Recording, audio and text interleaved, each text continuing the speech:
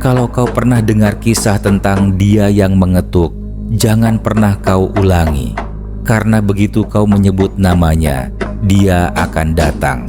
Dan malam ini akan jadi malam terakhirmu.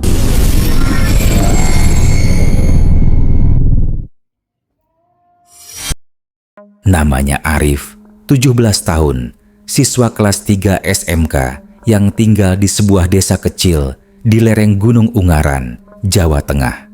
Lingkungannya tenang, jauh dari hiruk-pikuk kota. Tapi di balik ketenangan itu beredar sebuah cerita lama yang selalu diceritakan dengan berbisik tentang sosok misterius yang hanya disebut sebagai dia yang mengetuk. Arif bukan anak yang mudah percaya dengan hal-hal gaib. Ia tumbuh besar di era internet dan skeptis dengan cerita-cerita hantu. Suatu malam, di sebuah warung kopi yang hanya diterangi lampu bohlam remang-remang, temannya, Randy, menceritakan sesuatu yang membuat bulu kuduk berdiri. "Lu pernah dengar cerita dia yang mengetuk nggak?" tanya Randy pelan. "Apaan sih? Nama nggak jelas gitu," jawab Arif sambil tertawa. "Jangan ketawa. Kalau lo nyebut namanya, nanti malam dia datang ke rumah lo. Dia cuma ngetuk 3 kali. Tapi kalau lo buka pintunya..." Randy berhenti. Ia menatap Arif dengan wajah serius. "Gak ada yang pernah balik setelah buka pintu itu." Arif tertawa geli. "Itu kan cuma cerita buat nakut-nakutin anak kecil." Randy tidak membalas. Ia hanya diam dan memalingkan muka. Tapi malam itu, cerita itu terpatri dalam kepala Arif. Ia pulang dengan gelisah. Dan untuk pertama kalinya, ia merasa rumahnya terlalu sunyi. Jam menunjukkan pukul 01.44 dini hari. Arif baru saja menutup HP setelah menonton YouTube. Saat itulah ketukan pertama terdengar. Tok, tok, tok. Ia mendongak dari kasur. Suara itu terdengar dari arah ruang tamu, lebih tepatnya dari pintu depan. Dia mengernyitkan dahi. Siapa yang datang tengah malam begini? Orang tuanya sudah tidur. Adiknya juga. Arif bangkit, berjalan perlahan ke pintu. Ia menempelkan telinganya. Tidak ada suara. Ia mengintip lewat jendela kecil di sisi pintu. Kosong. Tapi saat ia hendak kembali ke kamar, tok, tok, tok. Ketukan itu terdengar lagi. Kali ini lebih pelan, seperti menahan amarah. Arif membeku. Udara di dalam rumah seperti berubah dingin tiba-tiba. Ia memandangi pintu itu lama, tidak berani mendekat. Tiba-tiba ponselnya berbunyi. Pesan dari Randy. "Lo dengar ketukan itu? Jangan buka pintunya, Rif. Gua serius." Arif merasa darahnya mengalir mundur. Ia tidak pernah cerita ke Randy. Bagaimana temannya bisa tahu? Ia memutuskan untuk kembali ke kamar dan mengunci pintu rapat-rapat. Ia menyalakan semua lampu. Tapi malam itu, suara ketukan terus datang. 3 ketukan. Selalu 3. Pukul 12.17, pukul 3.03, pukul 4.12. Dan setiap kali ia mencoba mengintip lewat jendela, tidak ada siapa-siapa. Paginya, rumah terasa sunyi. Arif keheranan, karena biasanya adiknya sudah bangun lebih dulu. Ia menuju kamar adiknya. Pintu sedikit terbuka. Kosong.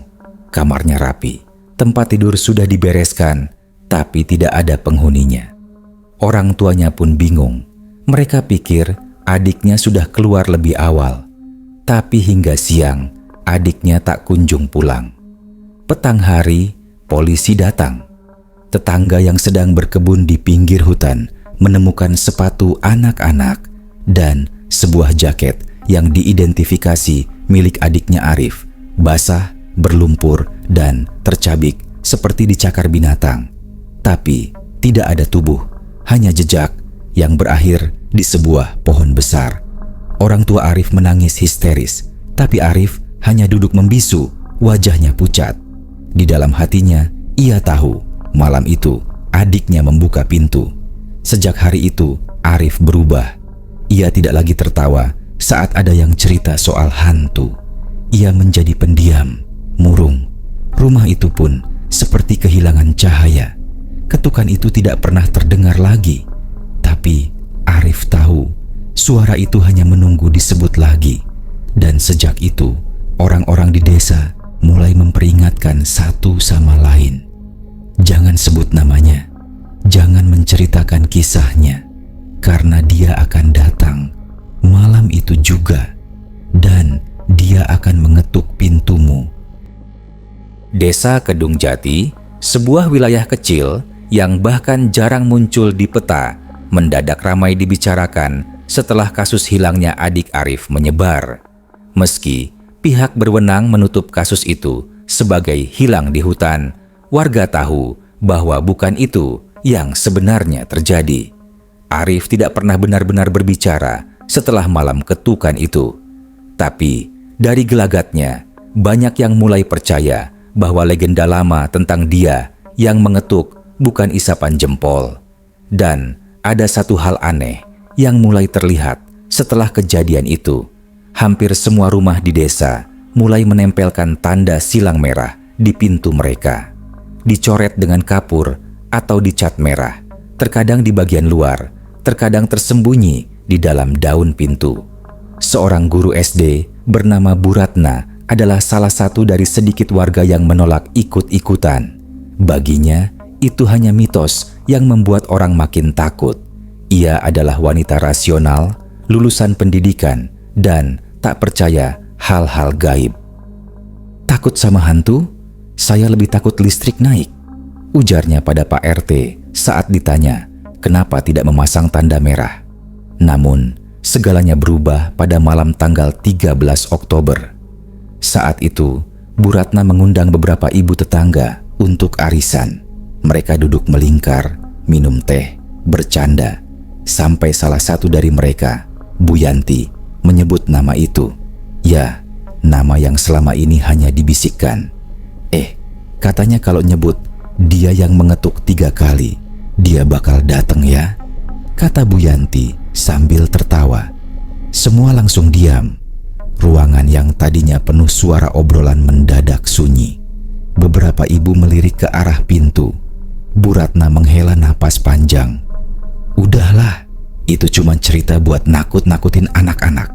Kita ini ibu-ibu, jangan ikut-ikutan bodoh. Tapi malam itu, sekitar pukul 2 pagi, Bu Ratna terbangun. Anjing tetangganya menggonggong keras. Angin seperti berhenti berhembus. Lalu, suara itu terdengar. Tok, tok, tok. 3 ketukan pelan di pintu rumahnya. Ia duduk kaku di atas ranjang. Jantungnya berdetak cepat. Ia mencoba mengabaikannya, mengira itu hanya imajinasi. Tapi suara itu datang lagi, lebih keras. Tok, tok, tok. Ia bangkit, berjalan pelan ke arah pintu. Tidak menyalakan lampu, tidak bersuara. Tapi saat ia sampai di depan pintu, ia merasakan hawa dingin aneh menyelimuti tubuhnya. Ia hendak membuka pintu karena entah kenapa ada dorongan kuat dalam hatinya untuk membukanya. Tapi sebelum tangannya menyentuh gagang, telepon rumah berdering. Dengan tangan gemetar, ia berbalik dan mengangkatnya. Bu Ratna, jangan buka pintunya. Suara dari seberang berteriak. Itu suara Bu Yanti. Telepon langsung mati. Bu Ratna terdiam. Ia memutar kepalanya perlahan ke arah pintu. Suara ketukan sudah berhenti, tapi ada bayangan kaki terlihat di bawah celah pintu. Perlahan, bayangan itu mundur, tapi tidak pergi. Ia hanya bergeser ke samping dan menghilang. Esok paginya, Bu Ratna membuat tanda silang merah besar di balik daun pintu rumahnya. Ia tidak pernah ikut arisan lagi, tidak pernah bicara soal hantu lagi. Bahkan ketika anak-anak tetangga bermain dan menyebut-nyebut nama itu, ia akan segera keluar dan berteriak, "Diam, jangan sebut nama itu." Cerita menyebar cepat. Desa Kedung Jati menjadi tempat penuh simbol aneh di setiap rumah. Dan kini warga tahu, jika kau tidak ingin dikunjungi, tutup mulutmu. Jangan bercerita, jangan tertawa soal itu, jangan bahkan berpikir menyebut namanya. Karena yang pernah melihatnya tidak akan pernah bisa melupakan matanya. Namanya Fajar Rahadian, seorang vlogger horor berusia 24 tahun yang cukup populer di YouTube. Kanalnya, Fajar Misteri, memiliki ratusan ribu subscriber dan kontennya kerap menantang larangan-larangan mistis yang beredar di masyarakat. Ketika ia mendengar kabar tentang sosok dia yang mengetuk, Fajar merasa tertantang. Desas-desus bahwa sosok ini bisa dipanggil hanya dengan menyebut namanya terdengar, seperti konten viral yang sempurna.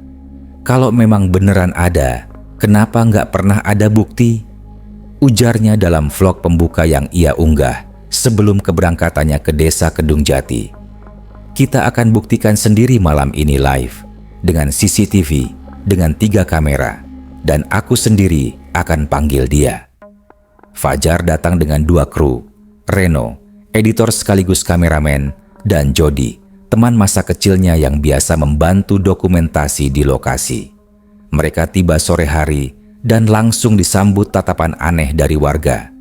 Beberapa orang memperingatkan mereka, "Nak, jangan main-main sama yang gak kelihatan, apalagi di sini," kata seorang kakek yang duduk di warung.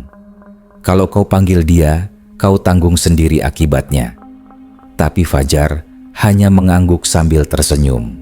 Baginya, ini hanya bagian dari atmosfer lokal yang akan menambah kesan mencekam di video. Mereka menyewa rumah kosong di pinggir desa. Rumah itu dulu pernah dihuni oleh seorang perajin kayu yang pergi entah kemana. Tidak ada listrik, tapi Fajar membawa genset. Ia dan tim memasang 3 kamera. 1 menghadap langsung ke pintu depan, 1 di ruang tamu, dan 1 lagi di kamar tidur tempat dia akan melakukan pemanggilan. Tepat pukul 00.00, live streaming dimulai. Ribuan penonton menyaksikan secara langsung. Chat bergulir cepat, ada yang menantang, ada yang memperingatkan, dan tak sedikit yang menyuruh Fajar untuk berhenti. Fajar duduk di depan kamera dengan lampu temaram dan lilin menyala. "Oke, seperti yang sudah saya janjikan, sekarang saya akan sebut nama sosok itu 3 kali. Jody terlihat tegang. Reno bahkan sempat berbisik, "Jangan keterlaluan, Jar."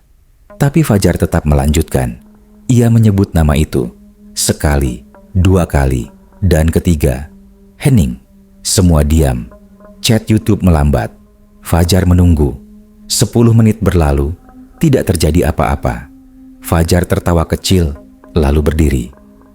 "Mungkin cuma cerita doang, guys, tapi setidaknya kita udah buktiin nggak ada apa-apa di sini." Tok, tok, tok. Suara ketukan terdengar jelas. Mikrofon menangkapnya. Kamera depan yang mengarah ke pintu langsung menunjukkan tidak ada siapa-siapa. Fajar terdiam. Ekspresinya berubah. Reno memegang headset, memastikan suara itu bukan gangguan. "Jar, itu suara asli, bukan dari speaker. Gua dengar dari headset dan dari kuping gua juga," katanya sambil menoleh. Jody berlari ke kamera depan, mencoba membuka pintu. Tapi saat gagangnya diputar, pintu seperti terkunci dari luar. Padahal sebelumnya tidak dikunci. Tiba-tiba, kamera di ruang tamu mati. Layar di live streaming berubah hitam. Penonton mulai panik. Chat membanjir dengan komentar, "Itu siapa yang berdiri di balik jendela? Rewind, ada bayangan di pintu. Muka putih itu apa?" Kamera utama yang berada di kamar mulai goyang sendiri. Reno mencoba mengatur ulang sistem, tapi genset tiba-tiba mati. Rumah menjadi gelap total. Dan saat itulah ketukan terdengar dari dalam kamar, tepat dari dinding di belakang Fajar. Tok, tok, tok. Tidak dari pintu, tidak dari jendela, tapi dari dinding. Fajar menoleh perlahan. Suaranya tercekat. "Siapa? Siapa itu?" Dan tiba-tiba kamera menyala kembali, tapi hanya beberapa detik. Dalam rekaman terlihat jelas ada tangan pucat muncul dari balik jendela di belakang Reno, mengetuk perlahan dengan kuku panjang dan hitam, lalu menghilang. Fajar dan Jody langsung keluar dari rumah. Mereka menyalakan senter dan melarikan diri ke arah jalan utama, meninggalkan semua peralatan di dalam. Reno? Ia tidak keluar. Mereka mencarinya berhari-hari bersama warga dan polisi. Tapi Reno tidak ditemukan. Hanya laptopnya yang tertinggal masih merekam saat-saat terakhir. Di dalam rekaman, detik terakhir sebelum kamera mati, Reno terlihat berdiri di sudut ruangan, menatap kosong ke pintu, seolah-olah mendengar sesuatu. Lalu, perlahan-lahan tersenyum dan berkata, "Akhirnya, kamu datang juga." Setelah video itu viral, kanal Fajar Misteri dinonaktifkan. Fajar sendiri menghilang dari media sosial. Dalam satu wawancara terakhirnya, ia hanya berkata, "Saya nggak akan pernah bicara soal itu lagi. Jangan cari dia. Jangan pernah." Rumah itu masih berdiri di ujung desa Kedung Jati. Sebuah bangunan tua berwarna coklat kelam yang sudah lapuk dimakan waktu. Tidak ada yang berani mendekat, apalagi setelah kejadian terakhir yang menimpa keluarga Sulastri. Bu Sulastri adalah janda yang tinggal bersama anak laki-lakinya yang masih duduk di bangku SMA, namanya Damar. Mereka termasuk keluarga yang tertutup, jarang bersosialisasi. Damar dikenal pendiam, namun sangat menyayangi ibunya. Pada suatu malam, sekitar seminggu setelah insiden live streaming Fajar Rahadian, Damar pulang larut usai belajar kelompok. Saat ia membuka pintu, ia melihat ibunya duduk termenung di ruang tamu. "Bu, kenapa gelap-gelapan?" Bu Sulastri hanya menoleh pelan. Ia tidak menjawab. Pandangannya kosong, matanya berkaca-kaca. Damar mendekat dan memegang tangan ibunya. "Bu, kenapa? Kok nangis?" Masih tidak ada jawaban. Hingga akhirnya Bu Sulastri berbisik pelan, hampir tak terdengar, "Dia datang." Damar mengernyitkan dahi. "Siapa?" Ibunya tidak menjawab. Tapi malam itu, Damar mendengar suara aneh dari kamar belakang. Ketukan 3 kali dengan ritme lambat dan berat. Tok, tok, tok. Ia menyangka itu suara tikus atau ranting tertiup angin. Tapi suara itu datang setiap malam. Selalu pada pukul 1.13 dini hari. Selalu dari kamar belakang. Suatu malam, Damar memberanikan diri untuk memasang perekam suara di bawah celah pintu kamar belakang. Kamar itu sudah lama dikunci karena dulunya kamar almarhum ayahnya.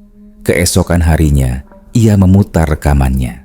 Detik-detik awal sunyi, lalu terdengar bunyi ketukan yang sama. Tapi setelah itu terdengar suara laki-laki. "Buka pintunya." Damar langsung mematikan rekaman. Wajahnya pucat. Itu bukan suara orang asing. Itu suara ayahnya.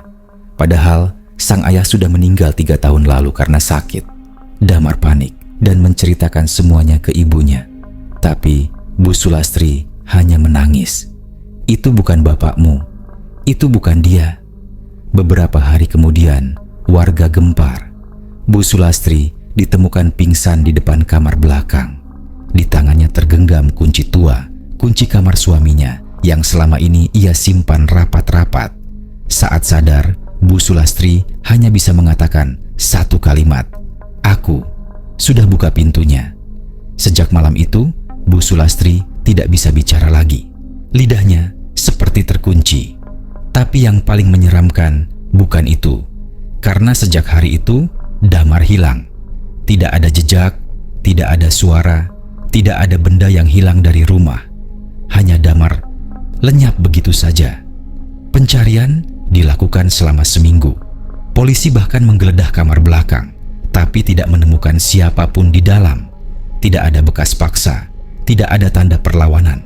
Namun, warga yang lewat depan rumah itu saat malam bersumpah mereka masih mendengar suara Damar. "Bu, aku di sini. Buka pintunya." Suara itu terdengar dari dalam kamar belakang. Pelan, berulang-ulang. Tapi saat pintu dibuka, kamar itu kosong. Warga mulai percaya satu hal. Jika kau memanggil dia, maka dia akan datang. Jika kau membuka pintu, maka dia akan mengambil seseorang, dan yang kembali hanya suaranya. Kejadian itu membuat rumah Bu Sulastri ditinggalkan. Sang ibu dibawa ke rumah sakit jiwa oleh keponakannya di kota. Tapi kisahnya masih hidup. Bahkan anak-anak kecil yang bermain di dekat rumah itu selalu menantang satu sama lain. Berani nggak ngerekam depan pintunya tengah malam? Namun, tak ada yang benar-benar berani mencobanya. Karena konon, sampai sekarang, jika kau berdiri tepat di depan kamar belakang itu saat tengah malam dan merekam, kau akan mendengar suara itu. Bukan hanya suara ketukan, tapi suara damar dari dalam kamar memohon, "Tolong, jangan sebut namanya lagi." Lapas kelas 2 di pinggiran kota Tegal dikenal sebagai salah satu penjara dengan sistem keamanan ketat. Tapi, suatu malam di bulan Juli 2019, suasana mencekam tak bisa dijelaskan dengan logika. Nama napi itu Rahmad Wibowo. Ia dipenjara karena kasus penipuan besar-besaran lintas kota. Seorang yang nyentrik dan penuh rasa ingin tahu. Ia mendengar cerita tentang sosok yang selalu datang bila disebut namanya. Cuma mitos. Hantu mana bisa masuk penjara? Di sini semua terkunci rapat. Ejeknya pada sesama napi. Ia bahkan menantang mitos itu secara terbuka. Malam itu, sekitar pukul 11, ia minta izin ke penjaga untuk merekam video TikTok di dalam sel dengan alasan ingin ngetren seperti kejadian viral sebelumnya. Karena dianggap iseng, penjaga mengabaikannya. Dalam videonya, Rahmad dengan sengaja menyebut nama entitas itu, nama yang sudah jadi larangan, apalagi kalau diucapkan saat malam hari. "Kalau benar ada, datang dong ke selku. Pintu nggak dikunci nih. Nih, aku sebut lagi." Lalu dia menyebut namanya 3 kali. Setelah video itu selesai diunggah, sel mendadak jadi dingin. Lampu neon berkedip. Teman satu selnya, Fikri, yang waktu itu sedang tidur, terbangun karena suara aneh, ketukan dari luar jeruji besi. Tok, tok, tok. Rahmat menyangka itu penjaga. Ia berteriak, "Siapa di sana?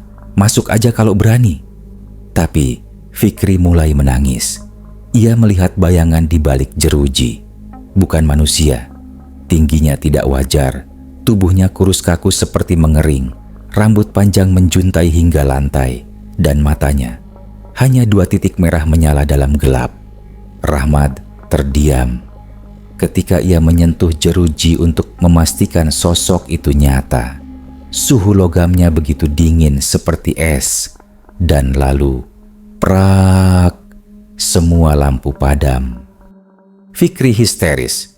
Ia mengaku mendengar Rahmat berteriak, tapi suaranya pelan, seperti suara orang dicekik. Saat lampu kembali menyala 3 menit kemudian, sel mereka kosong. Fikri pingsan.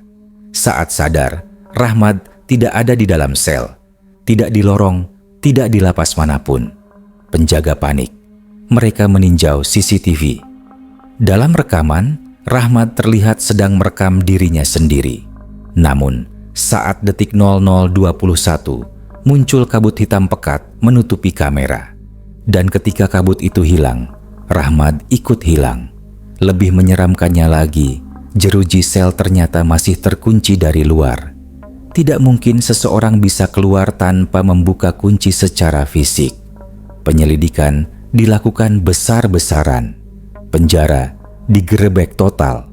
Namun, tak ditemukan jejak Rahmat. 5 hari setelahnya, seorang petugas jaga malam bernama Pak Johar mengaku mendengar suara aneh saat patroli. Ketika ia berjalan melewati sel kosong tempat Rahmat terakhir terlihat, terdengar ketukan dari dalam. Tok, tok, tok. Pak Johar menyentar ke dalam. Kosong. Tapi tiba-tiba terdengar suara Rahmat, lirih dan penuh ketakutan. "Pak, tolong, saya nggak bisa keluar. Dia ngunci saya di sini." Seketika lampu padam lagi. Suara jeruji digaruk dari dalam. Pak Johar lari terbirit-birit. Esok paginya, ia mengundurkan diri. Ia berkata satu kalimat saat pamit. Dia bukan lagi di dunia kita, tapi suaranya masih di balik jeruji.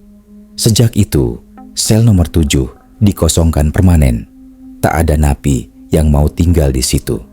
Karena tiap malam Jumat Kliwon selalu terdengar suara ketukan dan suara lirih seseorang yang minta dibukakan pintu. Tak ada yang berani membuka. Yang lebih mencengangkan, video TikTok yang Rahmat unggah saat malam kejadian masih ada. Tapi setiap kali orang mencoba menontonnya, bagian ketika dia menyebut nama itu akan error, layar gelap, dan muncul suara ketukan dari speaker. Akun TikTok itu kini terkunci. Nama akunnya hanya satu huruf, R, dan bionya berbunyi, "Jangan ulangi yang kulakukan." Kisah ini membuat media heboh, tapi tidak ada konfirmasi resmi dari pihak lapas. Hanya sebaris pernyataan singkat. Tahanan atas nama Rahmat W. dinyatakan hilang. Tidak ditemukan bukti pelarian. Penyelidikan dihentikan. Namun, warga sekitar tahu sesuatu telah diundang masuk ke dunia ini. Dan ia tak mengenal batas dinding, jeruji, atau bahkan batas akal sehat manusia. Cukup satu kesalahan, menyebut namanya, dan pintu akan diketuk. Setelah hilangnya Rahmat Wibowo yang misterius, ketenangan di lapas kelas 2 Tegal sirna. Sel nomor 7 kini dibiarkan kosong, dihantui oleh suara ketukan dan teriakan lirih yang membuat siapa saja takut mendekat, terutama pada malam Jumat Kliwon. Namun, kisah ini belum selesai. Seorang pria bernama Arman, jurnalis muda yang penasaran dengan fenomena tersebut, memutuskan untuk menyelidiki lebih dalam. Arman percaya ada fakta tersembunyi yang belum terungkap di balik kejadian ini. Arman mendapat izin terbatas untuk masuk ke lapas sebagai bagian dari liputan khusus. Ia membawa peralatan rekaman dan alat pendeteksi suhu. Ketika malam Jumat Kliwon tiba, ia duduk di luar sel nomor 7, siap merekam apapun yang terjadi. Beberapa jam berlalu, suasana sunyi mencekam. Tiba-tiba, terdengar ketukan pelan dari balik jeruji. Ketukan itu berulang, semakin lama semakin keras, menimbulkan getaran hingga ke lantai. Suara itu begitu nyata, sampai Arman merasa bulu kuduknya berdiri. "Siapa di sana?" tanya Arman sambil merekam. Tidak ada jawaban, hanya ketukan yang berlanjut. Lalu, suara lirih terdengar, "Tolong buka, aku terjebak." Arman merinding, ia mengenali suara itu. Itu suara Rahmat. Detik berikutnya, lampu mendadak padam. Arman meraba-raba senter dan menyalakannya. Ia melihat sosok samar berdiri di balik jeruji dengan mata merah menyala dan rambut panjang yang menutupi sebagian wajahnya. Arman mencoba berkomunikasi. "Rahmat, apa yang terjadi padamu?" Sosok itu mengangkat tangan dan menunjuk ke arah sebuah buku tua yang tergeletak di pojok lapas. Buku sejarah lapas yang sudah usang dan jarang dibuka. Arman mengambil buku itu, membolak-balik halaman hingga menemukan catatan tentang seorang tahanan yang meninggal secara misterius ratusan tahun lalu. Tahanan itu bernama Raden Suryono, seorang dukun sakti yang dihukum mati karena tuduhan ilmu hitam. Legenda mengatakan, sebelum meninggal, Raden Suryono mengutuk siapapun yang menyebut namanya. Kutukan itu membuat arwahnya gentayangan, menghantui siapa saja yang mengucapkan namanya atau mengungkit kisahnya, datang mengetuk pintu malam hari sebagai tanda peringatan. Arman menyadari Rahmat tanpa sadar memanggil sosok itu, membangkitkan kutukan yang selama ini tersembunyi. Sosok itu bukan hanya arwah biasa, tapi manifestasi kutukan Raden Suryono yang melindungi rahasia kelam lapas itu. Malam semakin larut, ketukan semakin deras. Arman mengerti bahwa satu-satunya cara untuk menghentikan kutukan adalah dengan tidak lagi menyebut nama itu dan membiarkan arwah tenang. Ia pun merekam pesan terakhir untuk penonton. Jika kalian mendengar cerita ini, jangan ulangi kesalahan kami. Jangan pernah menyebut namanya. Biarkan ia beristirahat, karena jika tidak, ketukan itu akan datang, mengetuk pintu kalian di tengah malam. Saat itu juga, lampu menyala kembali. Sosok Rahmat dan bayangan merah itu menghilang seperti asap. Arman keluar dari lapas dengan perasaan berat tapi lega. Sejak hari itu, sel nomor 7 tetap kosong. Tidak ada lagi ketukan misterius. Tapi warga sekitar masih sering mendengar bisikan halus di malam sunyi, mengingatkan bahwa ada batas yang tak boleh dilanggar. Cerita ini bukan sekadar legenda, tapi peringatan nyata bahwa ada kekuatan yang tak bisa dijangkau akal manusia. Dan yang paling penting, namanya tidak boleh disebut lagi. Kisah ini mungkin terdengar mustahil, tapi terlalu banyak saksi, terlalu banyak bukti, dan terlalu banyak kehilangan yang tidak bisa dijelaskan logika.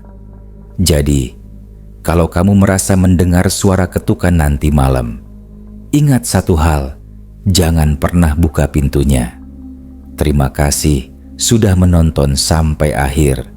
Klik like kalau kamu merinding, share agar lebih banyak orang waspada, dan subscribe untuk kisah nyata horor lainnya.